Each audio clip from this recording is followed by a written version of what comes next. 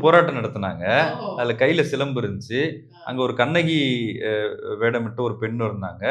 மதுரையில இருந்து சென்னை வரைக்கும் ஒரு பேரணின்னு பிளான் பண்ணியிருந்தாங்க. நீதி ஆஹா. கேட்டு ஒரு பேரணி அப்படின்னு சொல்லி. ஆனா பேரணிக்கு அனுமதி இல்லன்னு சொல்லி குஷ்பு அங்கேயே வந்து கைது செய்யப்பட்டாங்கன்னு வச்சுக்கங்க. இதுதான் சார் இந்த பொலிட்டிக்கல் டிராமா தான் நல்லாவே இல்ல. அசிங்கமா இருக்கு. ரைட். என்ன பண்ண ட்ரை பண்றீங்க? நீங்க ஏன் கண்ணகி வேற அபியூஸ் பண்றீங்க இப்போ? கண்ணகி எதுக்கு இப்ப நீங்க திருடுறீங்க? கண்ணகி எந்த பிரச்சனைக்காக போராடுனாங்க? நீங்க எந்த பிரச்சனைக்காக உங்களுக்கு புதுசா புதுசா ஒரிஜினலா யோசிக்க தெரியாதா? கண்ணகி அவங்க கால்ல இருக்க சிலம்ப வச்சு சண்டைக்கு போனாங்க. என் சிலம்புனால தானே எங்க வீட்டுக்காரர் உங்க வீட்டுக்காரருக்கு ஏதாவது பிரச்சனையா? உங்க சிலம்புனால உங்க வீட்டுக்காரருக்கு இல்ல எங்களுக்கு ஏதாவது பிரச்சனையா? சிலம்புக்கும் இதுக்கு என்ன சார் சம்மந்தம்?